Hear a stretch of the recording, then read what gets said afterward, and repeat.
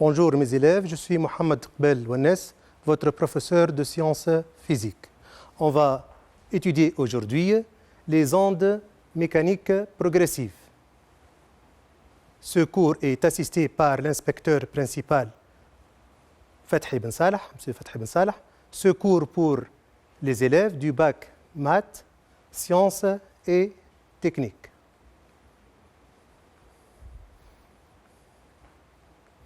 Le plan de notre exposé est le suivant.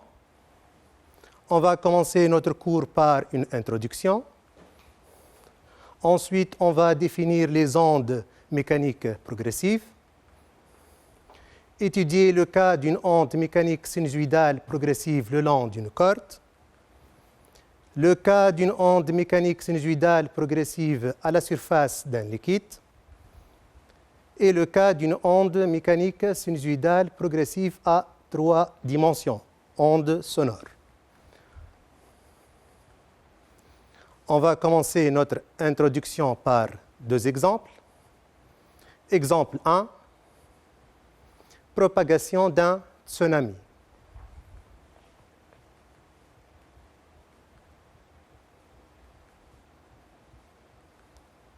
Les photos A, B, C et D montrent l'évolution d'un tsunami au cours du temps. Deuxième exemple, cas du corde d'une guitare. Une caméra placée à l'intérieur d'une guitare filme l'évolution des cordes au cours du temps.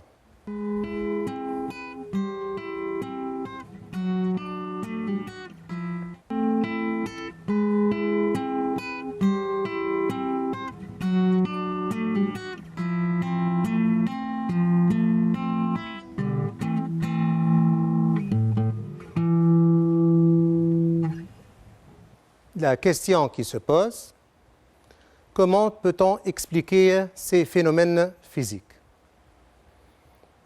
Ondes mécaniques progressives. On va commencer par quelques définitions. Milieu élastique. C'est quoi un milieu élastique? C'est un milieu qui reprend de lui-même sa forme initiale après avoir subi une déformation bref. Comme exemple, lorsqu'on déforme un ressort, il reprend sa forme initiale. Le ressort est un milieu élastique.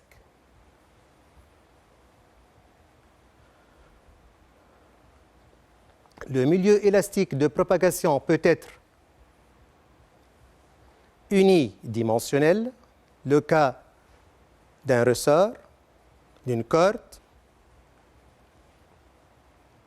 bidimensionnel, le cas d'une surface d'un liquide, ou tridimensionnel, le cas de l'air, c'est-à-dire à 3 dimensions. Ébranlement. Maintenant, c'est quoi un ébranlement? On va prendre quelques exemples. Exemple 1, cas d'une goutte d'eau.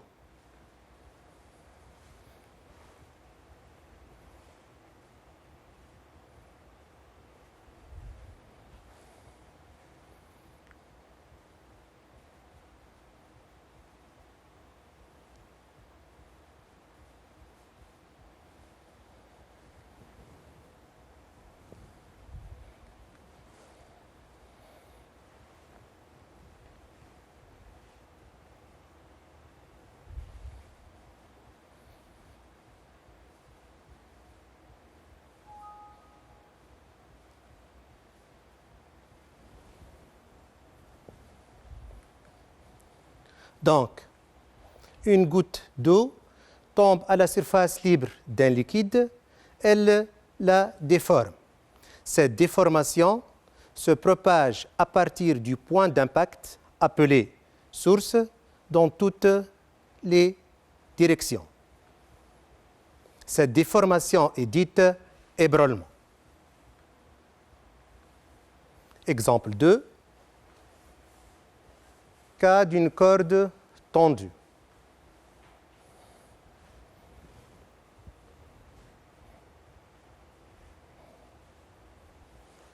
Lorsqu'on impose une déformation à l'extrémité d'une corde, la déformation se propage le long de la corde selon une seule direction.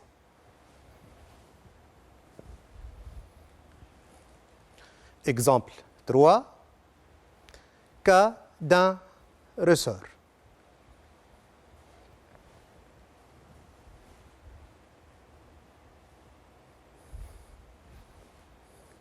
Lorsqu'on impose une déformation à l'extrémité d'un ressort, la déformation se propage le long du ressort selon une seule direction.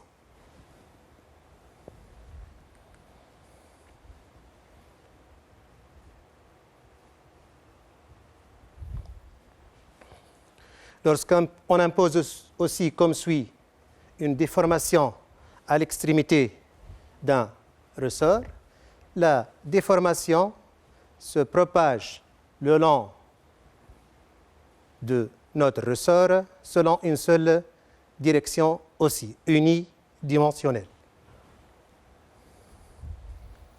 Donc, lorsqu'on impose une déformation à l'extrémité d'une corde ou d'un ressort, cette déformation se propage à partir de la source, le long de la corde ou le long du ressort, selon une seule direction. La déformation est dite, très bien, ébranlement. Maintenant, comment on va définir alors un ébranlement? Allez-y, un ébranlement est une, très bien, est une déformation de courte durée imposée localement à un milieu élastique. Il existe deux types d'ébranlement ou onde. On va voir par la suite c'est quoi une onde.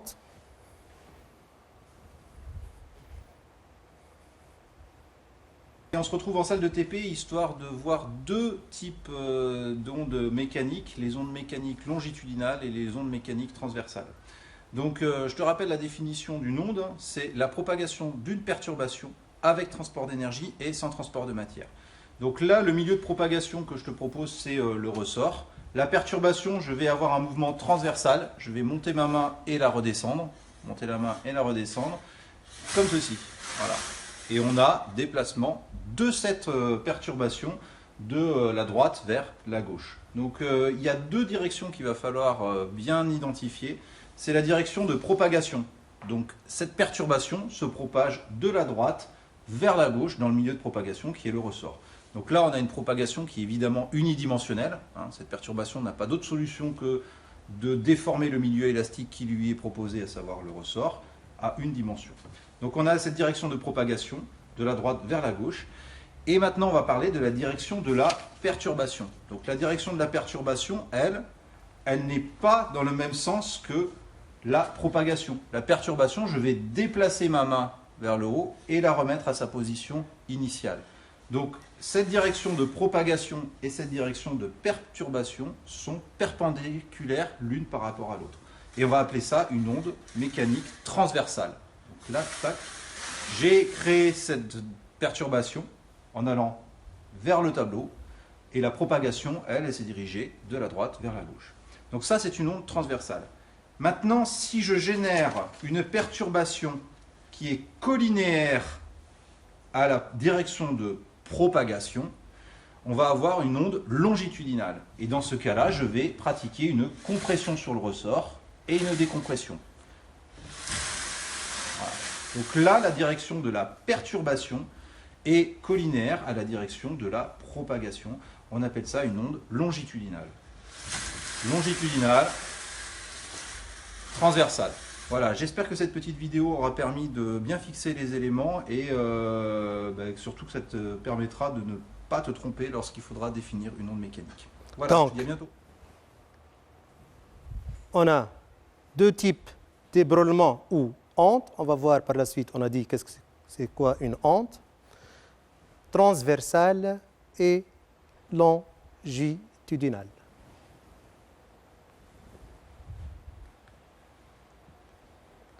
Donc, la direction de l'ébranlement, dans ce cas, est perpendiculaire à la direction de propagation. Dans cet exemple, la direction de l'ébranlement est la même que la direction de propagation. Donc, l'ébranlement est dit transversal si sa direction est perpendiculaire à la direction, très bien, de propagation. Maintenant, l'ébranlement est dit, très bien, longitudinal si sa direction et celle de la propagation sont les mêmes. Maintenant, célérité de propagation d'un ébranlement. C'est quoi la célérité de propagation d'un ébranlement? La célérité de propagation d'un ébranlement, c'est la vitesse de propagation de l'ébranlement, notée par C ou V, son unité mètre seconde moins 1, est donnée par la relation C égale à delta X sur delta T, où delta X représente la distance parcourue par l'ébranlement et delta T la durée du parcours. On peut mesurer la célérité de propagation d'un ébranlement, expérimentalement bien sûr, comme suit. Donc, j'ai une règle. Je peux, par exemple, choisir la distance entre, à peu près, bien sûr, entre 10 et 30 cm. C'est 20 cm, ça veut dire 0,2 mètres. Donc, on va imposer un ébranlement. Lorsque l'ébranlement arrive en ce point, on va déclencher un chronomètre. Arrivant en ce deuxième point, on va arrêter notre chronomètre. Allons-y. Et hop. Et hop. Donc, on a mesuré la durée du parcours. Donc, par exemple, la valeur 6,8 par exemple secondes. Donc, avec une mesure plus précise, donc on a choisi la distance parcourue en mètres. Avec notre chronomètre, on peut mesurer avec précision la durée du parcours, d'où la vitesse ou bien la célérité de propagation de notre ébranlement, c'est la distance parcourue sur la durée du parcours.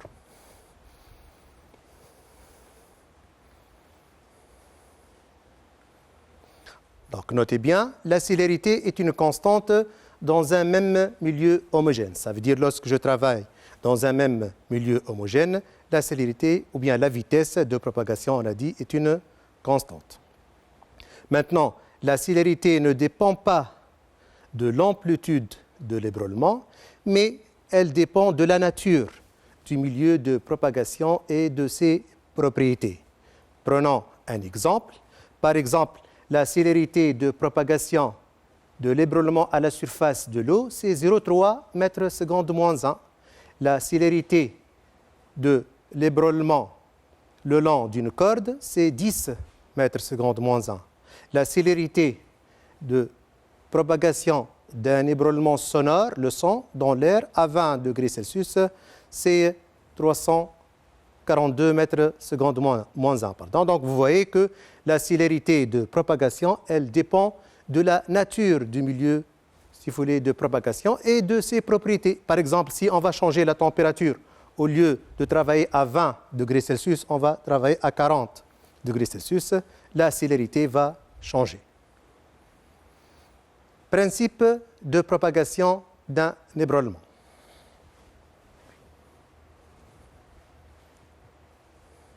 Donc, on va maintenant s'intéresser. Donc, revenons à notre animation. On va s'intéresser maintenant au mouvement du premier point, qu'on va l'appeler le point source. Et on va comparer ce mouvement par rapport au mouvement d'autres points. Par exemple, ce point en bleu, ce deuxième point en bleu. Donc, essayez de concentrer sur la source, son mouvement. Allons-y. Donc, vous voyez bien. Ce point en bleu, initialement au repos, puis il monte, puis il descend. Ce point, initialement au repos, lorsque l'ébranlement arrive après un retard de temps qu'on va noter par θ, qu'est-ce qu'il va faire? Il monte, puis il descend. Est-ce que les points se déplacent horizontalement? Regardons une autre fois. Essayez de se concentrer. C'est un mouvement seulement vertical. Regardez ce point. Il monte ou descend. Donc, c'est un mouvement vertical. Dans ce cas, on dit la propagation d'un ébranlement se produit sans transport de la matière, puisque les points ne se déplacent pas horizontalement. On dit que la propagation de l'ébranlement se produit avec une transmission de l'énergie, c'est-à-dire chaque poids de la corde va transmettre de l'énergie au point le plus proche, etc. Donc, on a la propagation d'un ébranlement se produit avec une transmission de l'énergie sans transport de la matière. Maintenant, le mouvement de n'importe quel point de notre corde par rapport au mouvement de la source. Donc, une dernière fois, monte puis descend. Ce point initialement au repos, lorsque l'ébranlement arrive après un retard, il va reproduire le mouvement de la source, mais après un retard de temps qu'on va noter par la suite θ. Ce point initialement au repos, lorsque notre ébranlement arrive à ce point, il va reproduire le mouvement après un retard de temps θ. C'est le principe de propagation.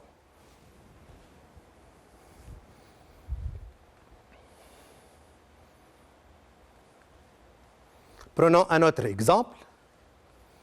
Le cas d'un bateau dans la mer. On a le sens de propagation de la vague.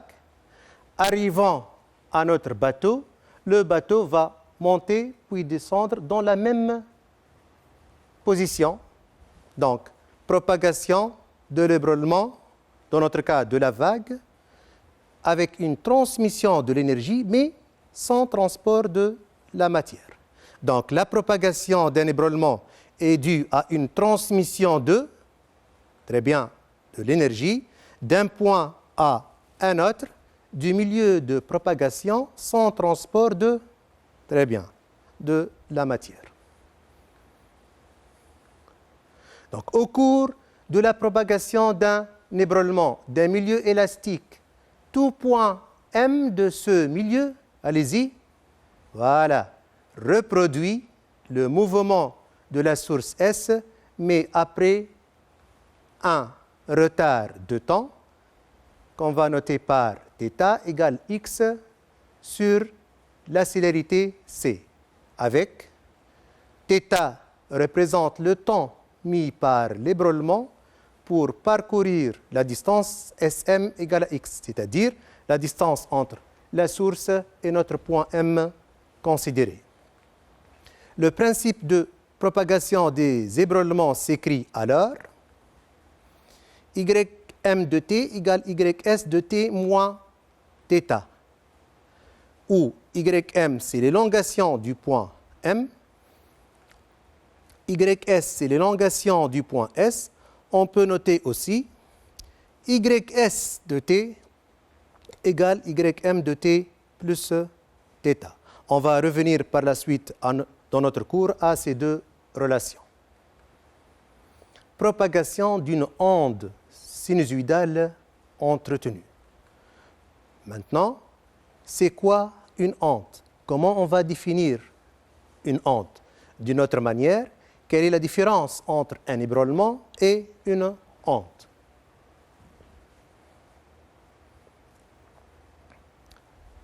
Revenons à notre animation.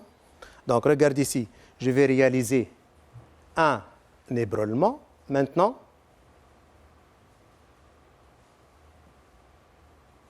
une succession d'ébranlements. Une succession d'ébranlements identiques constitue une onde. Donc, un ébranlement et une onde. On peut remarquer que la célérité de propagation de l'ébranlement, c'est la même chose que la célérité de propagation de l'onde. Donc, comment on va définir une onde? Une onde est le phénomène résultant de la propagation d'une succession d'ébranlements dans un milieu donné. Notez bien, l'onde se propage à la célérité des ébranlements. On a dit que la célérité ou vitesse de propagation de l'onde, c'est la même chose que la célérité ou vitesse de propagation de l'ébranlement. Donc maintenant, on peut répondre à notre question posée au début. Le tsunami et le son d'une guitare sont deux exemples d'ondes.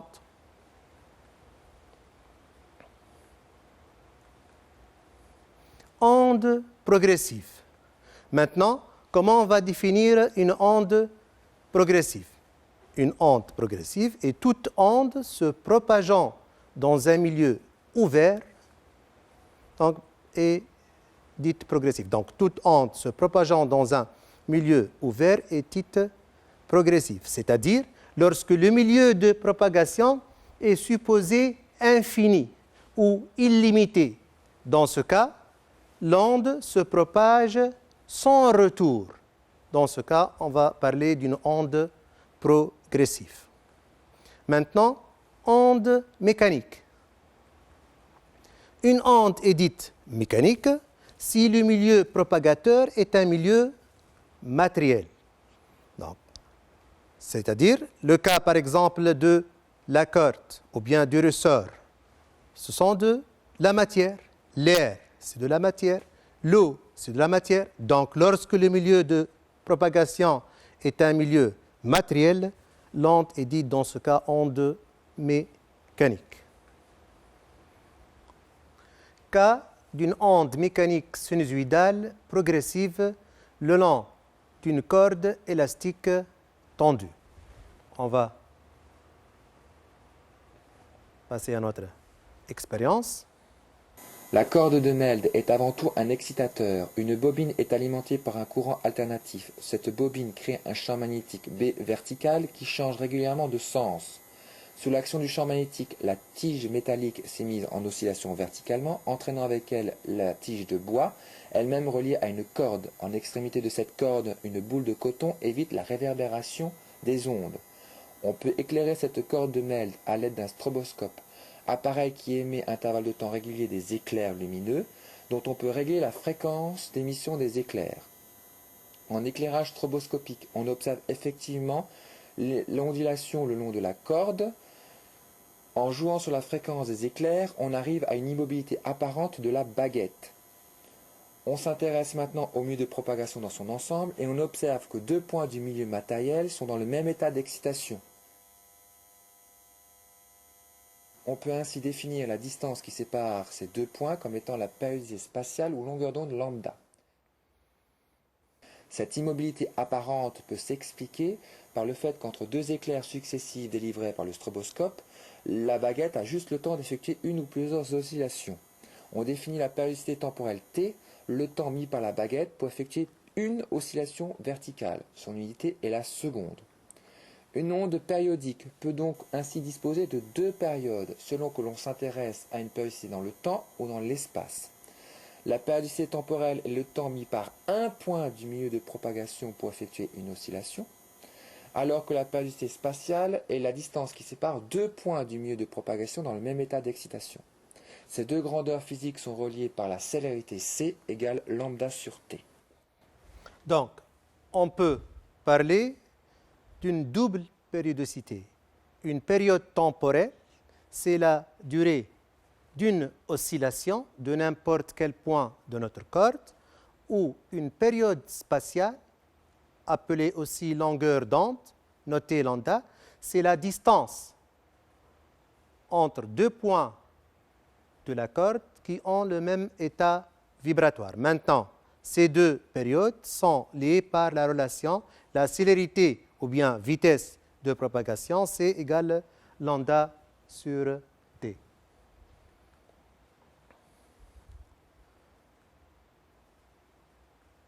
Donc, le dispositif expérimental est constitué d'un vibreur qui impose à l'extrémité O d'une corde une onde mécanique sinusoïdale transversale. Donc, on a un vibreur qui va imposer à l'extrémité O d'une corde une onde mécanique sinusoïdale transversale. À l'autre extrémité A, la corde passe sur la gorge d'une poulie fixe sur laquelle est mise une pelote de coton afin d'éviter les réflexions possibles. Donc, à l'autre extrémité A, la corde passe sur la gorge d'une poulie fixe sur laquelle on va mettre du coton pour éviter les réflexions possibles, pour supposer que notre onde est progressive.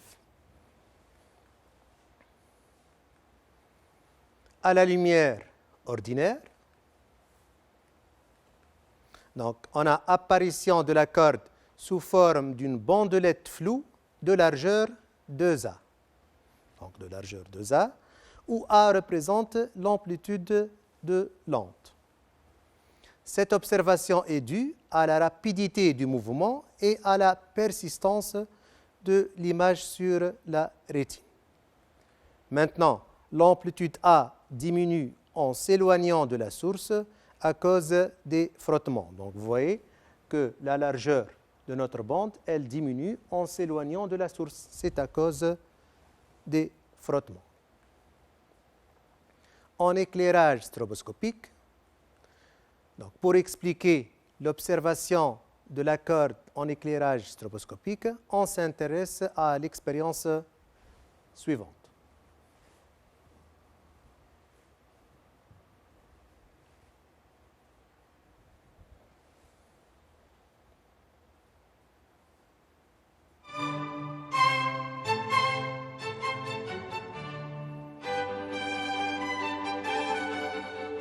Quand la durée d'un tour est inférieure à 1/20 de seconde, l'œil n'est plus capable de distinguer les différentes positions de la tache noire. When the duration of a turn is less than 1/20 of a second, eye is no longer able to distinguish the different positions from the black spot.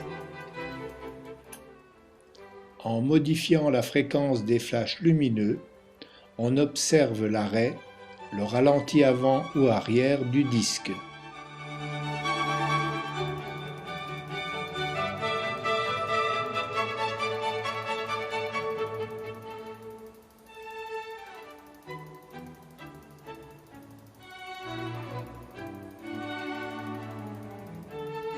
Depending on the flash frequency, the disc is seen to be either stationary or moving slowly backward or forward.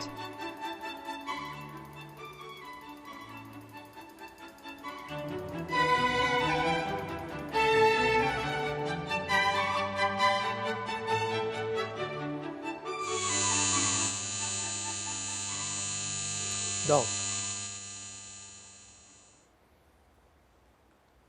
soit la période de rotation du disque T, on va noter par T la période de rotation de notre disque. TE, la période des éclairs du stroboscope. TE, c'est la période de notre stroboscope. Choisissons par exemple le sens de rotation réel est le suivant. Prenons un exemple. La période de rotation de disque égale 1 seconde, c'est-à-dire chaque seconde, le disque fait un tour. Si maintenant on va éclairer notre disque avec une période des éclairs de secondes, c'est-à-dire la tache rouge fait un tour en une seconde, 2 tours, à ce moment-là, on va éclairer notre disque. On va observer que la tache rouge dans la même position initiale. Si on va éclairer par exemple avec une période des éclairs 3 secondes, la tache rouge fait un tour, 2 tours, 3 tours. À ce moment-là, on va éclairer notre disque. On observe toujours la tache rouge dans la même position. Dans le cas général, pour TE égale P fois T, avec P appartenant à N étoiles, on va observer la tache rouge paraît immobile. Maintenant, gardons la même période de rotation de disque, une seconde. Mais on va changer la période des éclairs. On va éclairer notre disque, par exemple, avec une période des éclairs 1,05 secondes. C'est-à-dire, la tache rouge fait un tour en une seconde, mais nous, on va l'éclairer après un retard de 0,5 secondes. Donc, on va observer notre tache rouge décalée vers la droite. Dans ce cas, on va observer un mouvement apparent, ralenti, dans le sens réel de rotation. Dans le cas général, si on va choisir une période des éclairs TE légèrement supérieure à P fois T, si on parle des fréquences, on aura PNE légèrement inférieur à N, puisque T et N sont inversement proportionnels. T égale 1 sur N. Donc, pour TE légèrement supérieur à P fois T, on aura P fois NE légèrement inférieur à N. Dans ce cas, la tache rouge paraît en mouvement ralenti dans le même sens que le sens réel de rotation. Maintenant, si on va garder toujours la même période de rotation de disque une seconde, mais on va choisir la période des éclairs, par exemple 0,95 secondes, légèrement inférieure à une seconde. Dans ce cas, avant que la tache rouge fait un tour complet, on va éclairer notre disque avec une avance de 0,05 secondes. Dans ce cas, qu'est-ce qu'on va observer?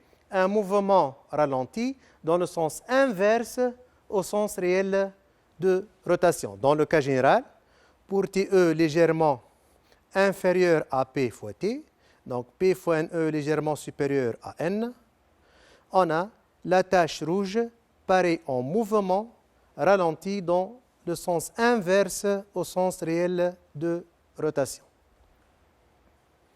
Double périodicité d'une onde. Sinusoïde d'espace, Y en fonction de X.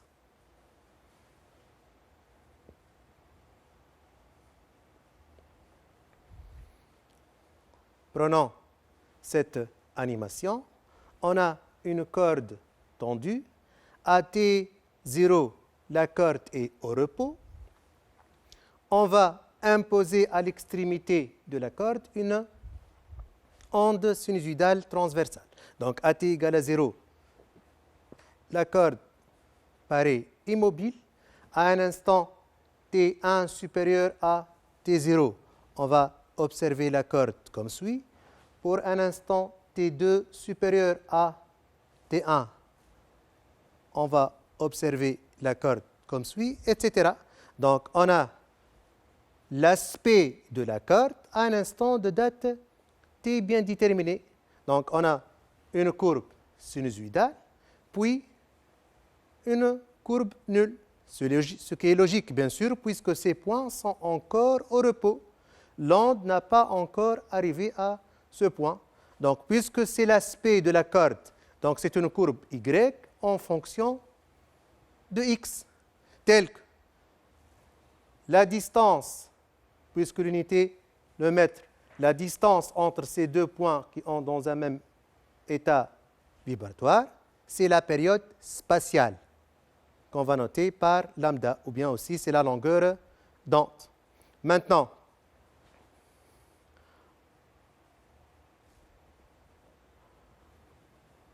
regardez ici, on va se concentrer à maintenant la partie la plus avancée de notre onde, à T1,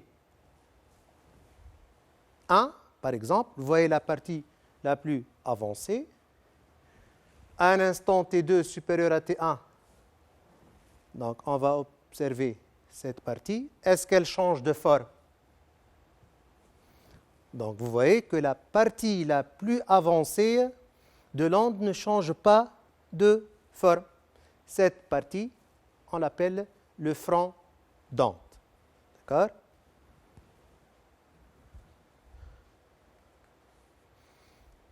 Donc à T0 égale à 0, la corde paraît immobile.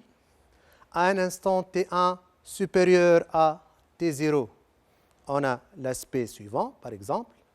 À un instant de date T2 supérieur à T1, on a cet aspect. Donc, tel que cette distance, c'est la période spatiale ou la longueur d'onde lambda. Donc, ces courbes représentent les aspects de la corde à différents instants de date T bien déterminés. Donc, puisqu'ils représentent les aspects de la corde, ce sont des sinusoïdes d'espace, ce sont des courbes Y en fonction de X, telles que, notez bien, la partie la plus avancée ne change pas de forme au cours de la propagation. Donc, on a dit cette partie est dite le front d'onde. Et l'abscisse de ce point, on va noter par XF pour dire l'abscisse du front d'onde. Sinusoïde maintenant de temps ou loi horaire, Y en fonction du temps. Donc, on a vu sinusoïde d'espace, Y en fonction de X. Maintenant, sinusoïde de temps, Y en fonction du temps. Donc, on va faire une expérience, c'est l'analyse optique. Maintenant, considérons le dispositif suivant où on s'intéresse au mouvement d'un seul point de la corde au cours du temps. Donc, notre corde, nous, on va s'intéresser à un seul point qu'on va noter par M au cours du temps. Donc, on éclaire à l'aide d'une source lumineuse le point M considéré. La lumière arrive sur un miroir tournant et se réfléchit sur un écran. Donc, on a notre corde, notre point M qui nous intéresse. On va, à l'aide d'une source lumineuse, éclairer ce point M, arrivant sur un miroir tournant qui se réfléchit sur un écran. Notre point M, à l'aide d'une source lumineuse, on va éclairer notre point M. La lumière arrive sur un miroir tournant qui sera réfléchi. On observe donc l'ombre portée du point M sur notre écran. Maintenant, puisque cette courbe, elle traduit le mouvement du point M au cours du temps. Donc, cette courbe représente l'évolution au cours du temps de l'élongation du point M d'abscisse X bien déterminée. C'est le diagramme du mouvement du point M considéré. Donc, on a dit, puisque c'est la courbe du mouvement du point M au cours du temps, donc cet intervalle, c'est la période temporelle qu'on va noter par T. Une onde est donc caractérisée par une double périodicité. Une période spatiale ou longueur d'onde lambda qu'on détermine à partir du sinusoïde d'espace, c'est-à-dire l'aspect de la corde à un instant de date T bien déterminé, et elle est définie comme étant, c'est quoi la période spatiale? Puisque l'unité en mètres, donc c'est une, très bien, c'est une distance. C'est la distance parcourue par l'onde pendant une période temporelle t. Maintenant, une période temporelle t qu'on détermine à partir de l'équation du mouvement du point m considéré au cours du temps. Donc, c'est quoi une période temporelle t? C'est très bien, c'est la durée pendant laquelle un point m a reproduit le même mouvement. Il ne faut pas oublier que chaque point m oscille dans la même position verticale. On peut définir aussi notre période temporelle t comme étant la durée pendant laquelle l'onde a parcouru une période spatiale lambda. Donc, ces deux périodes sont reliées par la relation suivante.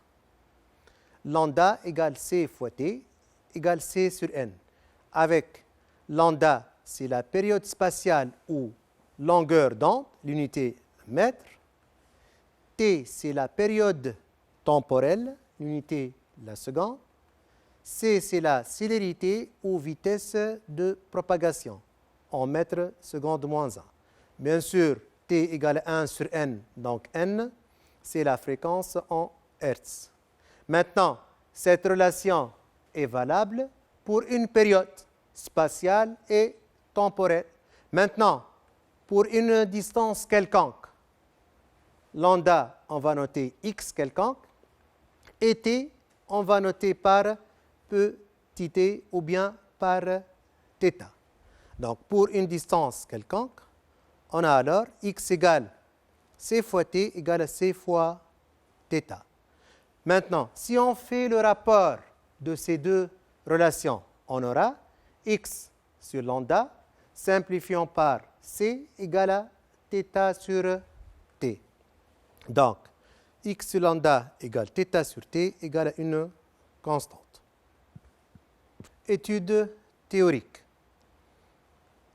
Soit un repère orthonormé OIJ tel que l'axe OX du repère orthonormé OIJ coïncide avec la corde au repos. Donc, l'axe OX qui coïncide avec notre corde au repos.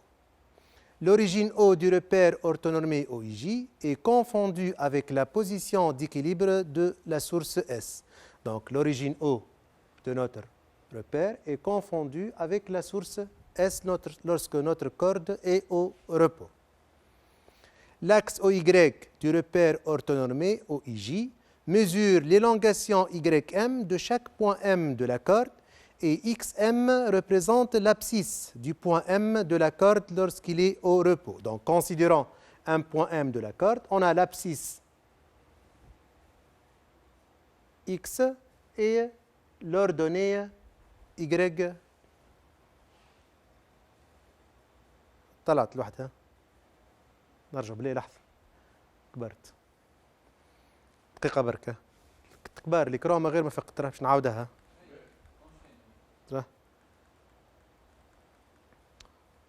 كي مسيت الكرامة. دونك نعاودها. دونك étude théorique. تفضل.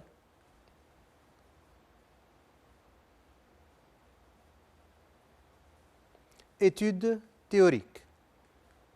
Soit un repère orthonormé OIJ tel que l'axe OX du repère orthonormé OIJ coïncide avec la corde au repos.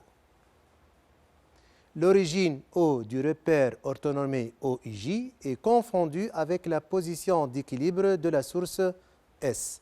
Donc l'axe OX, il coïncide avec notre corde au repos de longueur L par exemple. O, l'origine coïncide avec la source S. L'axe OY du repère orthonormé OIJ mesure l'élongation YM de chaque point M de la corde et XM représente l'abscisse du point M de la corde lorsqu'il est au repos. Donc, choisissons un point M de l'autre corde. On a l'abscisse XM et l'ordonnée YM représente l'élongation du point M. Donc, puisque le vibreur impose à l'extrémité de la corde une onde mécanique sinusoïdale, donc la source S est animée d'un mouvement sinusoïdal dont l'élongation s'écrit alors YS de t égale A sinus oméga t plus phi S, quel que soit t supérieur ou égal à 0. On a quel que soit t supérieur ou égal à 0, puisque la source S débute son mouvement à t égale à 0. On a YS, c'est l'élongation de la source S, l'unité est le mètre. A, c'est l'amplitude de la source. Oméga, c'est la pulsation en radians secondes moins 1.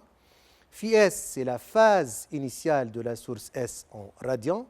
Et le terme oméga t plus phi S représente la phase à l'instant t quelconque, en radians bien sûr. On a oméga 2πn égale 2π sur t. On connaît bien sûr les unités. Donc, YS est l'élongation de la sinusoïde de temps du point source S. Maintenant, prenons le cas où la source S débute son mouvement à partir de sa position d'équilibre et dans le sens positif. Donc, on a deux conditions. S débute, c'est-à-dire à t égale à 0.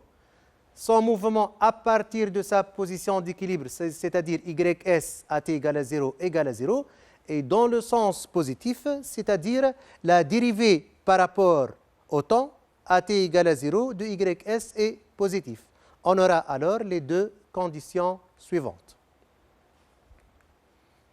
YS de t 0 égale à 0 et dérivée de YS par rapport au temps à t égale à 0 est positif. Or, on a YS égale A sinus oméga t plus phi S. Donc, AT égale à 0, remplaçant t par 0, mettons égal à 0. Et dérivant YS par rapport au temps AT égale à 0. Donc, les deux conditions deviennent alors A sinus phi S égale à 0 et A oméga cosinus phi S est positif. Avec A et A oméga, deux constantes positives non nulles, les deux conditions deviennent alors sinus phi S égale à 0 et cosinus phi S est positif. L'angle phi S est alors phi S égale à 0, puisque sinus égale à 0 et le cosinus est positif. L'équation horaire du mouvement de la source S s'écrit alors dans notre cas YS de t égale A sinus oméga t, puisque phi S égale à 0. Donc, quel que soit t supérieur ou égal à 0. Donc, cette équation se traduit par la courbe suivante. Donc, vous voyez AT égale à 0, elle débute par 0 et dans le sens croissant, puisque phi S égale à 0. Maintenant, prenons le deuxième cas où la source S débute son mouvement à partir de sa position d'équilibre et dans le sens négatif dans ce cas. Donc, on a les deux conditions. Toujours YS de t égale à 0 égale à 0. Et la dérivée de YS par rapport au temps AT égale à 0 est négatif. Les deux conditions s'écrivent dans ce cas. A sinus phi S égale à 0 et A oméga cos phi S est négatif. Donc, on aura sinus phi S égale à 0 et cosinus phi S est négatif. Dans ce cas, phi S à quoi égal? Très bien, phi S égale à pi radian. D'où l'équation horaire de la source s'écrit dans ce cas YS de t égale A sinus oméga t plus pi, quel que soit t supérieur ou égal à 0. Maintenant, cette équation se traduit aussi par la courbe suivante. Donc, dans ce cas, AT égale à 0 débute par 0, mais dans le sens décroissant, puisque phi S égale à pi radian, bien sûr. Principe de propagation. Le principe de propagation s'écrit, on a noté tout à l'heure que Ym de t égale Ys de t moins θ. Qu'est-ce qu'il me dit le principe de propagation? Le point M, il reproduit le mouvement de la source S, mais après un retard de temps θ égale à x sur v. Donc, pour écrire l'équation horaire du point M, il suffit d'écrire l'équation horaire de la source et remplacer t par t moins θ. Donc, on a ys de t égale a sinus oméga t plus phi s. Il suffit de remplacer t par t moins θ pour écrire l'équation horaire du point M. Donc, maintenant, ym de t s'écrit donc a sinus oméga t moins θ. On a remplacé t par t moins θ plus phi s. Bien sûr, oméga, c'est 2pi sur t. Donc, on aura alors ym de t égale a sinus 2pi sur t, t moins θ plus phi s. Maintenant, on va développer ce terme. On aura alors ym de t égale a sinus 2pi t sur t moins 2pi θ sur t plus phi s. D'autre part, on a les relations lambda v fois t et x égale v fois θ. Faisons le rapport 2 sur 1. Qu'est-ce qu'on va obtenir? X sur lambda égale θ sur t, après avoir simplifié par la vitesse. Donc, on peut remplacer le rapport θ sur t par x sur lambda. On aura alors ym de t a sinus 2pi t sur t moins 2pi x sur lambda plus phi s. Maintenant, si vous voulez, ce terme, moins 2pi x sur lambda plus phi s, c'est la phase initiale du point M. Donc, soit phi m égale moins 2pi x sur lambda plus phi s. L'équation du point M s'écrit alors ym de t égale a sinus oméga t plus phi m, quel que soit t supérieur ou égal à θ. Et ym de t égale à 0, quel que soit t inférieur à θ. Donc, faites attention, ce n'est pas comme le cas de la source, quel que soit t supérieur ou égal à 0, puisque la source débute son mouvement à t égale à 0. Pour le point M, débute son mouvement après un retard de temps θ. Donc, puisque le point M débute son mouvement après un retard de temps θ, c'est pourquoi on note t supérieur ou égal à θ. Bien sûr, pour t inférieur à θ, le point M il est encore au repos, donc il a une élongation nulle. Donc, puisque pour t inférieur à θ, on a dit que le point M est encore au repos. D'après le principe de propagation, on obtient donc une équation généralisée qui dépend de x et t, qui s'écrit a sinus 2pi t sur t moins 2px sur lambda plus phi s. Donc, pour représenter maintenant le diagramme du mouvement d'un point M1 d'abscisse x1, le diagramme de mouvement, c'est y en fonction du temps. Donc, on va laisser t variable et on va remplacer x par x1. On aura alors ym1 de t égale a sinus 2pi t sur t moins 2pi x1 sur lambda plus phi s. Avec toujours ce terme moins 2pi x1 sur lambda plus phi s, c'est la phase initiale du point M1.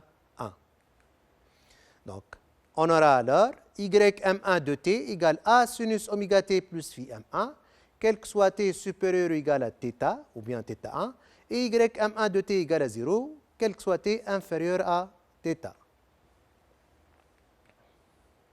Prenons un exemple.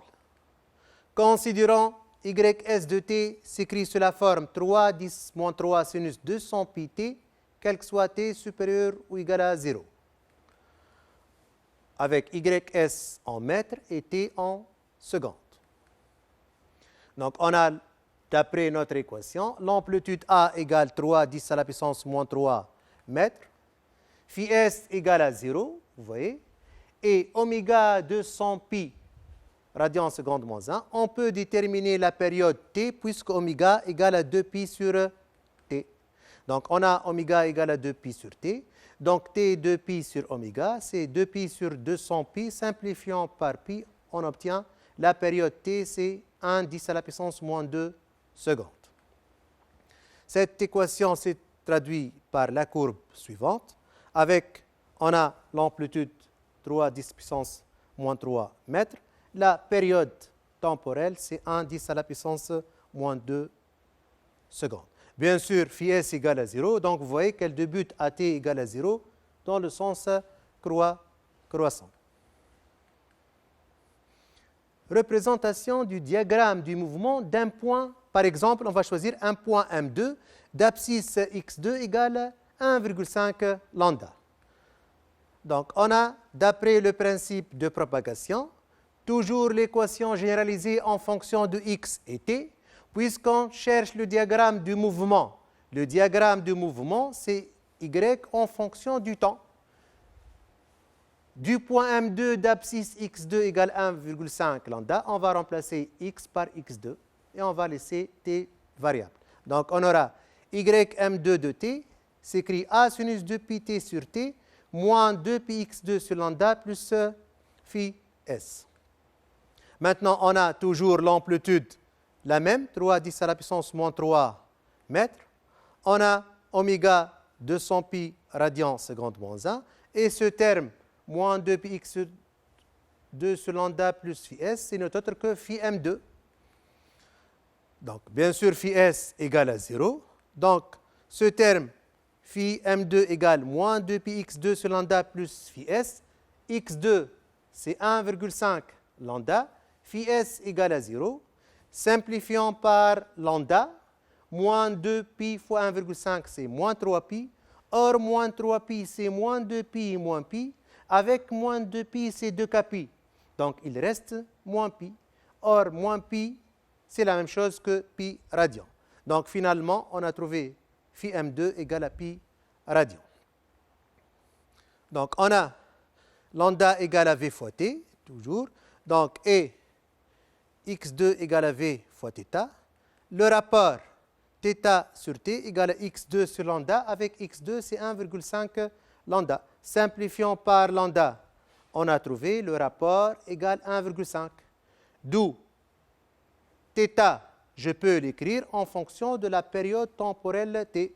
Donc, θ égale 1,5 fois t. Le retard θ, c'est 1,5 t. Avec, on a calculé tout à l'heure t 10 à la puissance moins 2 secondes. On aura le retard θ égale 1,5 10 à la puissance moins 2 secondes. Donc, finalement, l'équation horaire du point M2 s'écrit alors 3 10 à la puissance moins 3, sinus 200 pi t plus pi, quel que soit t supérieur ou égal à θ égale 1,5 t, et pour t inférieur à θ 1,5 t, on a ym2 égale à 0. Bien sûr, il ne faut pas oublier les unités, ym2 en mètres et t en secondes. Donc, la similitude de temps du point M2 se représente comme suit. Donc, on a toujours l'amplitude A 3 10 puissance moins 3 mètres. θ, on a calculé 1,5 10 à la puissance moins 2 secondes. On aura la sinusoïde suivante. Donc, on a 3 10 à la puissance moins 3. Le retard, on a déjà calculé 1,5 10 puissance moins 2 secondes. Donc, 0,5 10 moins 2, 1. 1,5 10 à la puissance moins 2 secondes. Bien sûr, en fonction du temps. Donc, c'est quoi? C'est la période temporelle t. Très bien. 10 à la puissance moins 2 secondes. Donc, voilà. Faites attention ici. Il ne faut pas mélanger ou bien confondre entre phi s et phi m. On a phi s égale à 0. Puisque le point M2, d'après le principe de propagation, reproduit le mouvement de la source S après le retard θ. Donc, pour t égale à θ, on a notre courbe du but dans le sens croissant, puisque phi S égale à 0. Voilà, donc il ne faut pas dire on a phi m2 égale à pi, donc on va commencer à t égale à θ dans le sens décroissant. Maintenant, juste pour vérifier que phi m2 égale à pi, on suppose, faites attention, c'est une supposition, on suppose que notre courbe du point M2 va commencer à partir de point O. Donc, on aura, si on va compléter notre courbe, on va obtenir cette courbe. Dans ce cas, AT égale à 0, on a phi M2 égale à pi, puisque pour t égale à 0, donc notre courbe de but, le mouvement dans le sens décroissant. Donc, faites attention, mais malgré qu'on a représenté la courbe du point M2, donc, on a phi S égale à 0, donc le mouvement de but du point M2 comme la source dans le sens croissant. Maintenant, comme conclusion pour les sinusoïdes de temps ou loi horaire. Donc, on a la source S de but son mouvement AT égale à 0. Dans notre cas, l'exemple qu'on a pris, phi S égale à 0, donc dans le sens croissant. Pour un point M1, par exemple, d'abscisse x1 égale lambda, on a pour t inférieur à θ, fonction nulle, puisque le point M1 encore au repos. Pour t supérieur à θ, on a une fonction sinusoïdale comme la source, d'après le principe de propagation. Choisissons un autre point M2, d'abscisse x2 égale 1,5 lambda. On a pour t inférieur à θ 1,5 t, une fonction nulle, puis, comme la source, une fonction sinusoïdale. Un autre point M3 d'abscisse x3 2,5 lambda. On a pour t inférieur à θ 2,5 t, une fonction nulle, puis pour t supérieur à θ, une fonction sinusoïdale comme la source S. Vous voyez, on applique toujours le principe de propagation. Donc, les sinusoïdes de temps sont les courbes y en fonction de t. Donc, on a toujours fonction nulle pour t inférieur à θ, sauf la source débute le mouvement à t égale à 0, puis une fonction sinusoïdale comme la source S. Par exemple, si on a phi S égale à pi, donc notre courbe dans le sens décroissant, on aura alors pour le point M1 début dans le sens décroissant, etc. Maintenant, on va passer à la représentation de l'aspect de la corde à l'instant. Par exemple, j'ai choisi T2 égale à 2,5 T. On a représenté tout à l'heure les équations traduisant le mouvement de quelques points. Maintenant, on va représenter l'aspect de la corde à un instant de date T. J'ai choisi par exemple 2,5 T. On a toujours lambda égale à V fois T. XF, pour dire X franc, égale V fois T2. Le rapport nous donne XF sur lambda égale T2 sur T. Or, j'ai choisi T2 égale 2,5 T. Le rapport, après avoir simplifié par T, égale à 2,5. D'après ce rapport, je peux déterminer XF en fonction de lambda. Donc, on a XF égale à 2,5 lambda. D'après le principe de propagation, on a toujours, donc vous voyez toujours, on revient à notre principe de propagation. On a l'équation généralisée en fonction de x et t, y en fonction de xt a sinus 2pi t sur t moins 2pi x lambda plus phi s. Maintenant, on veut déterminer l'aspect de la corde. L'aspect de la corde, c'est y en fonction de x. Donc, on va maintenant laisser x variable et on va remplacer t par t2 égale à 2,5 t. Donc, on aura alors y en fonction de x à l'instant t2 égale a sinus 2pi t2 sur t moins 2pi x sur lambda plus phi s. Bien sûr, j'ai remplacé t2 par 2,5 t. D'accord? On peut simplifier par t. On aura 2,5 fois 2pi, c'est 5pi. On a choisi le cas particulier où phi s égale à 0. Donc, on aura alors y en fonction de x à l'instant t2, c'est a sinus 5pi, je peux écrire 4pi plus pi. Or, 4pi, c'est 2kpi. Donc, on aura alors y en fonction de x à l'instant t2, a sinus pi moins 2px sur lambda. On a alors y en fonction de x à l'instant t2, c'est a sinus pi moins 2πx sur lambda, quel que soit x inférieur ou égal à xf égale 2,5 lambda, et y en fonction de x à l'instant t2 égale à 0 pour x entre xf 2,5 lambda et L. Donc faites attention ici, on a y en fonction de x égale à 0 pour x supérieur à xf entre xf et la longueur de la corde. Pourquoi? Puisque pour x supérieur à xf, les points de la corde sont encore au repos. Prenons l'exemple v égale à 10 mètres secondes moins 1. On aura lambda égale à v fois t égale à 10 fois 10 à la puissance moins 2. On a déjà calculé la période temporelle t, 10 moins 2 secondes. On a lambda égale 10 fois 10 puissance moins 2 mètres. Remplaçons a par son expression, lambda par sa valeur, a par sa valeur 3, 10 à la puissance moins 3 mètres, lambda par sa valeur 10, 10 à la puissance moins 2.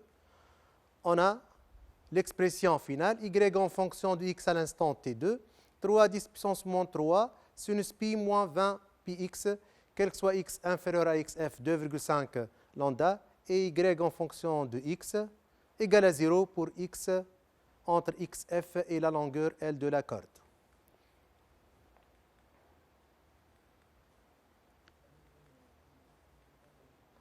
Maintenant, pour représenter l'aspect de la corde à l'instant de date t2, donc on a cette équation qui correspond à l'aspect de la corde à l'instant de date t2. On va considérer un tableau de valeurs, par exemple le tableau de valeurs suivant.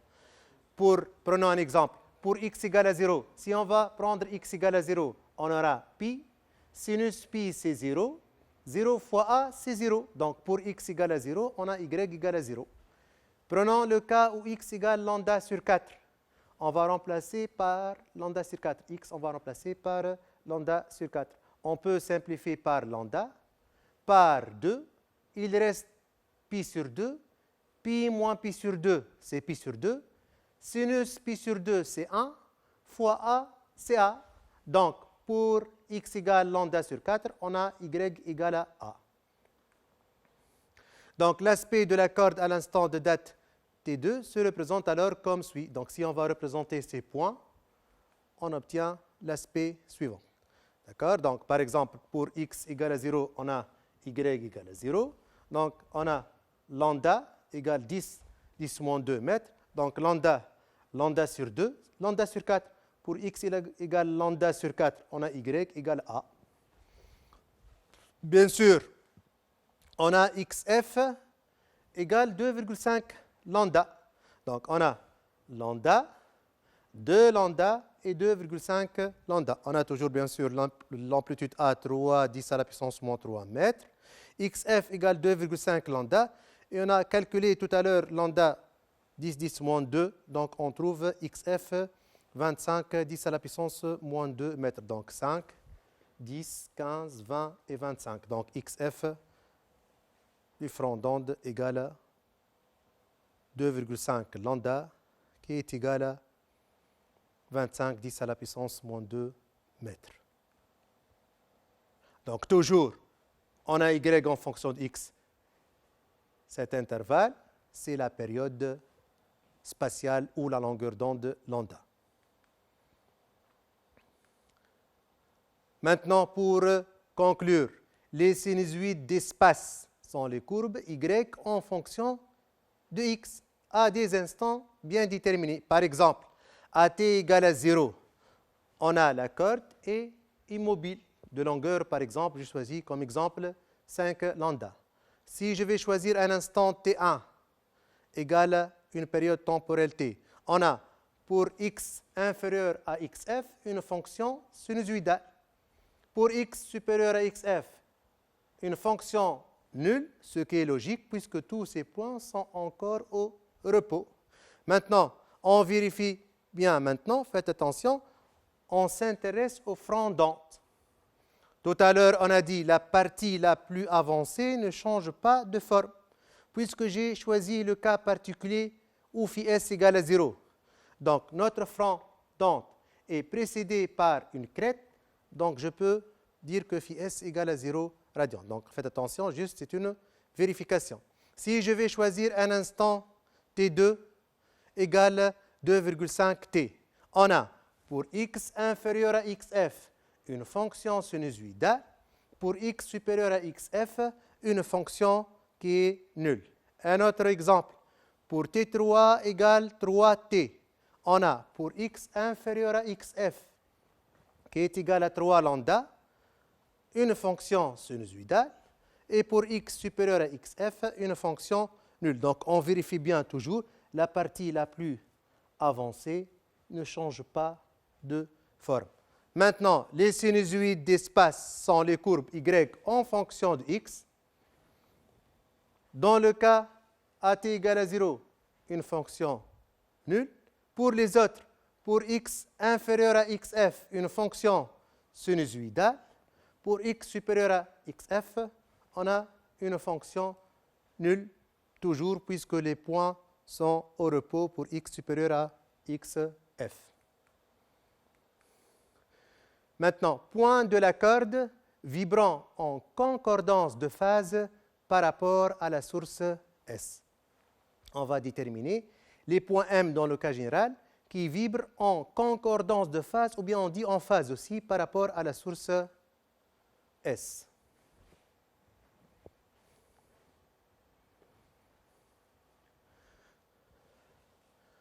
Revenons à notre animation. Je vais choisir 2 points de la corde. Ces 2 points en bleu, ce point bleu en bleu et ce point aussi. Maintenant, on va essayer de comparer le mouvement de ces 2 points lorsque l'onde progresse. Donc, on va mettre au ralenti. Donc, essayez de comparer le mouvement de ces 2 points. Lorsqu'un point monte, le deuxième monte aussi en même temps. Lorsqu'un point descend, le deuxième descend aussi. Voilà.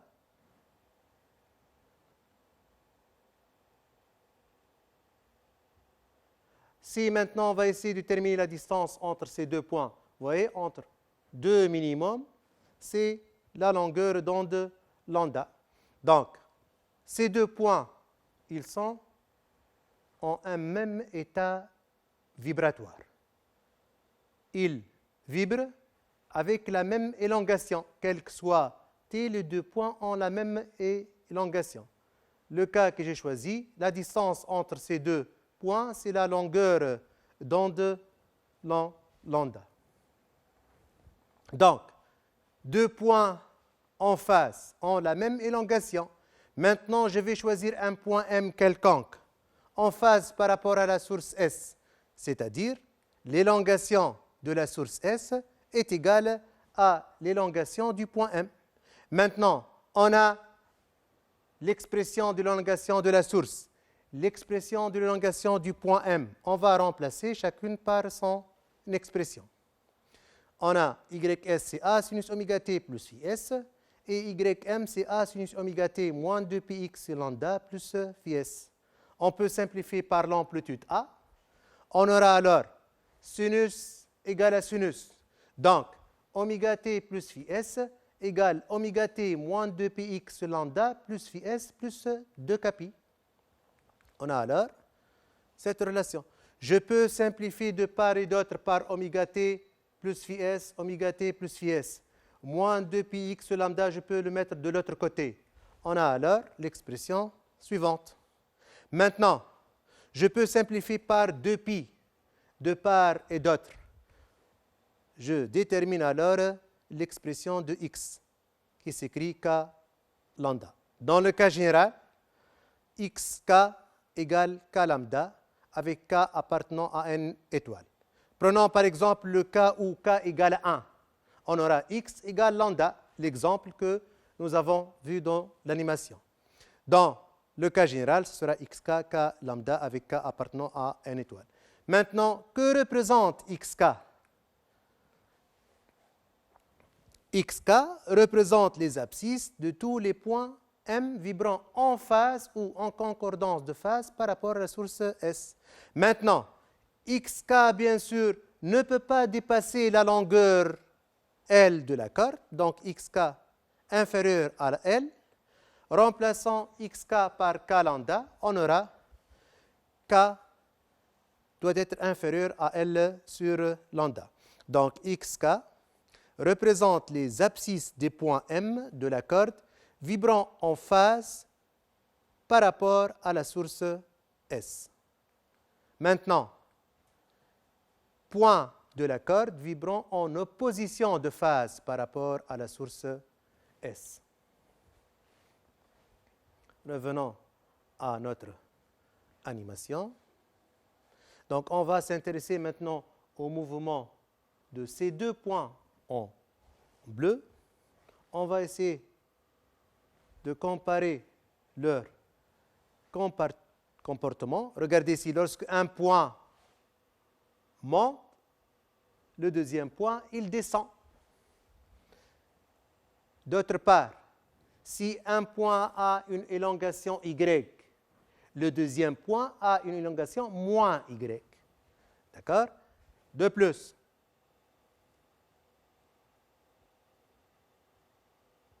la distance séparant ces deux points entre pratiquement un maximum et un minimum, c'est lambda sur 2.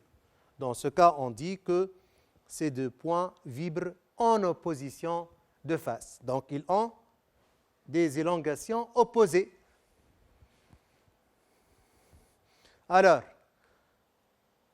puisqu'ils ont des élongations opposées, on a ys égale moins ym de t. Comme tout à l'heure, on va remplacer les expressions de ys et ym de t. Voilà. Donc, on a la formule trigonométrique moins sinus x égale à sinus x plus pi. On a alors les expressions suivantes. Donc, j'ai remplacé moins sinus x plus pi. Comme tout à l'heure, en simplifiant par a, sinus égale à sinus. On aura alors les expressions oméga t plus is égale à oméga t moins 2πx lambda plus is plus pi plus 2kπ. Je peux simplifier par oméga t plus is de part et d'autre, mettant moins 2πx lambda de l'autre côté. Donc, c'est la même chose que tout à l'heure. Je peux simplifier dans ce cas par pi.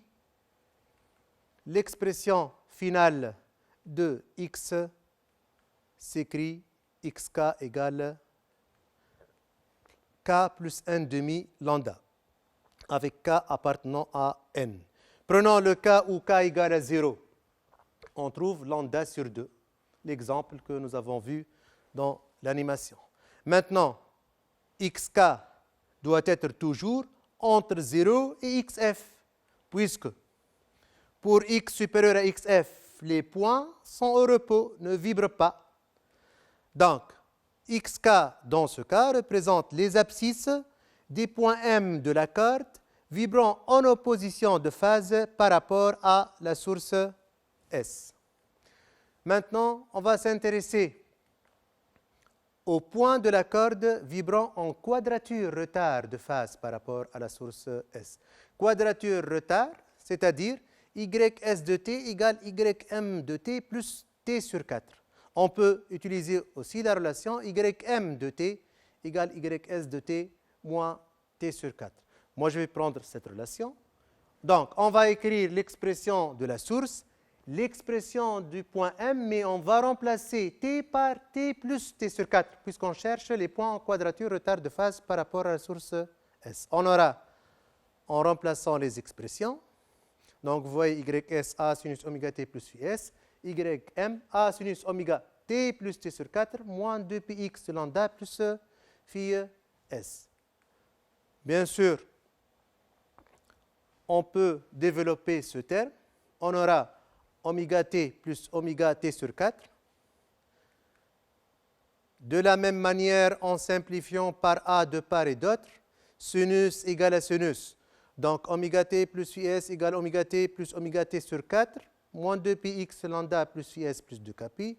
Simplifions par oméga t plus is et déterminons l'expression de xk de la même manière après tout calcul fait, on obtient l'expression finale de xk égale k plus 1 quart lambda, avec k appartenant à n, bien sûr toujours xk entre 0 et xf.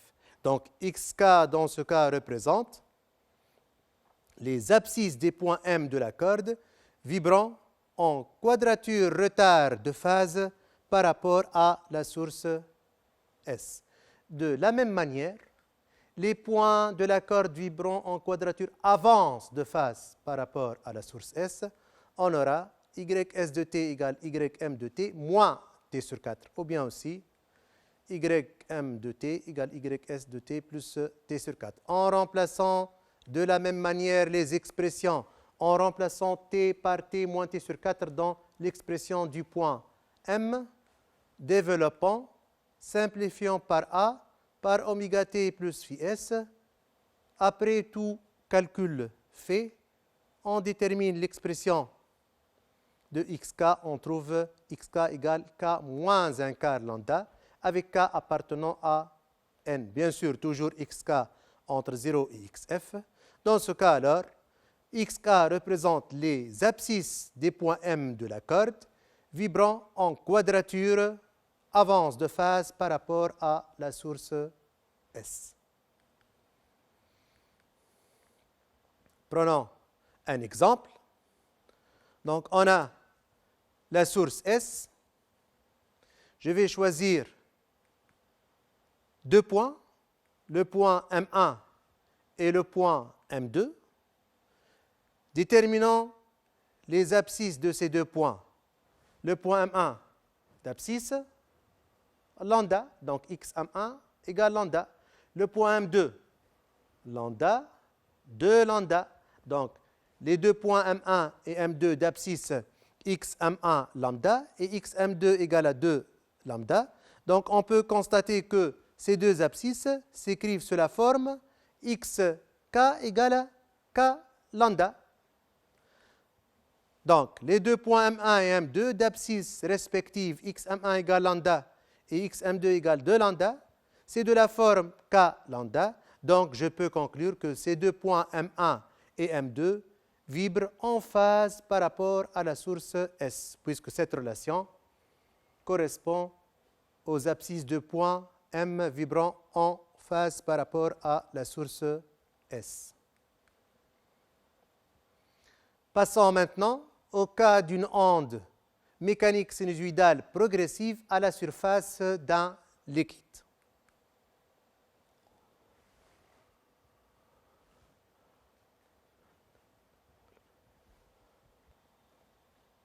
Le dispositif vu en classe qui permet d'étudier la propagation d'une onde à la surface de l'eau s'appelle une cuve à ondes. Cette cuve à ondes présente en hauteur une source de lumière qui peut se transformer en un stroboscope, c'est-à-dire une source de flash lumineux dont on peut régler la fréquence. Cette lumière est envoyée vers la surface de la cuve, surface sur laquelle on a déposé un certain volume d'eau, ce qui correspond à une certaine épaisseur d'eau. Donc, le dispositif est le suivant. On a une cuve à ondes constituée par un vibreur à pointe, une lumière stroboscopique, une nappe d'eau. On a un miroir plan qui va réfléchir ce qui se produit sur la nappe d'eau va être réfléchi sur cet écran. D'accord? Donc, on a alors une lumière stroboscopique, un vibreur à pointe, donc une nappe d'eau et un miroir et écran en verre dépoli. Onde circulaire.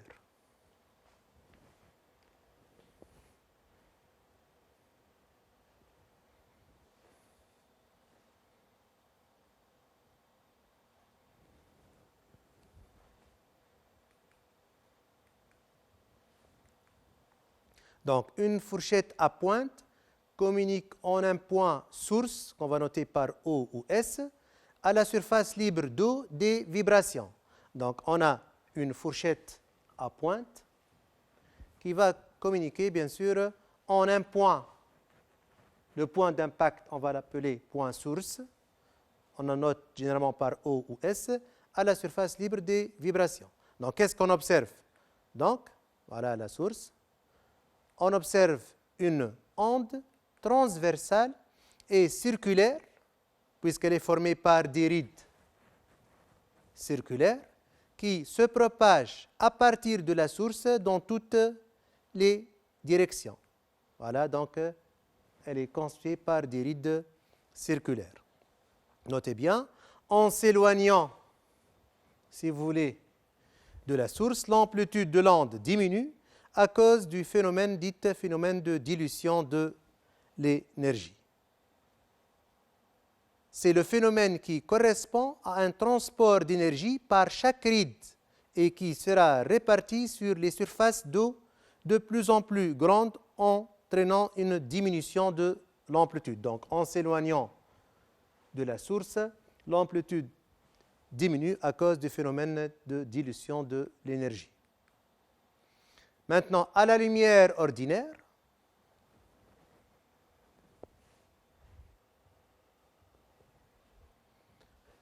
donc voilà, donc qu'est-ce qu'on observe à la lumière ordinaire? Donc, on observe des rides circulaires concentriques en O ou S et qui se propagent à la surface libre d'eau dans toutes les directions. Notez bien, les rides circulaires sont des vagues, ou bien des petites vagues dites vaguelettes, qui sont constituées par des crêtes et des creux.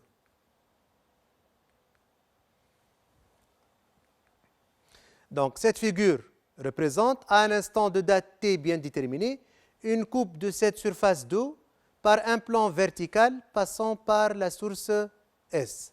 Cette coupe présente une symétrie par rapport à la source S. Donc, notre figure, elle représente, voilà donc la nappe d'eau, une coupe transversale passant par le point source O. Donc, on peut constater que de part et d'autre de la source, on a une symétrie.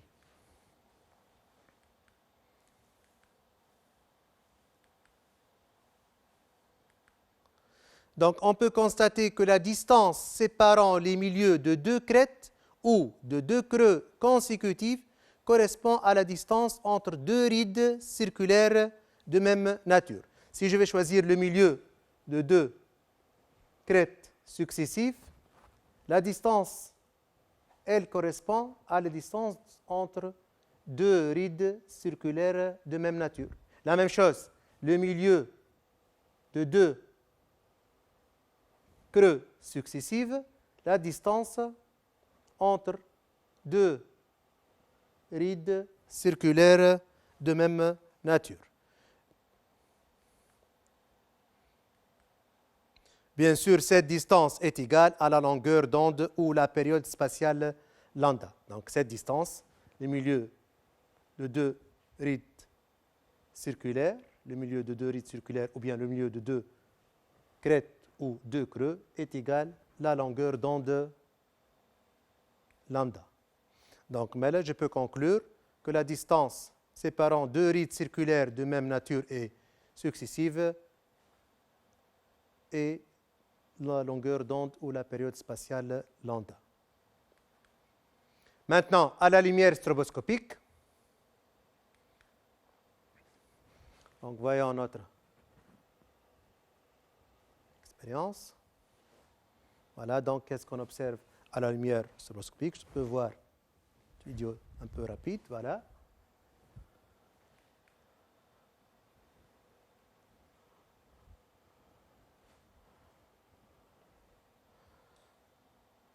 Donc voilà notre vibreur. Donc, pour TE, période des éclairs égale P fois T, qu'est-ce qu'on observe? On observe une immobilité apparente des rides circulaires. Donc, vous voyez que les rides paraissent immobiles. Maintenant, pour TE légèrement supérieur à P fois T, on observe un mouvement apparent ralenti dans le même sens que le sens réel de propagation. Maintenant, pour TE légèrement inférieur à P fois T, on observe un mouvement apparent ralenti dans le sens opposé au sens réel de propagation.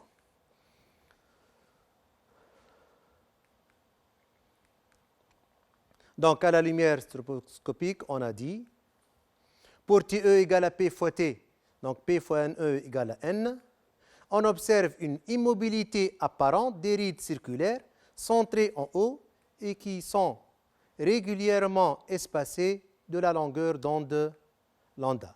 Donc, on a dit, voilà une ride circulaire. Maintenant, je vais choisir, par exemple, 3 points, M, M', M seconde.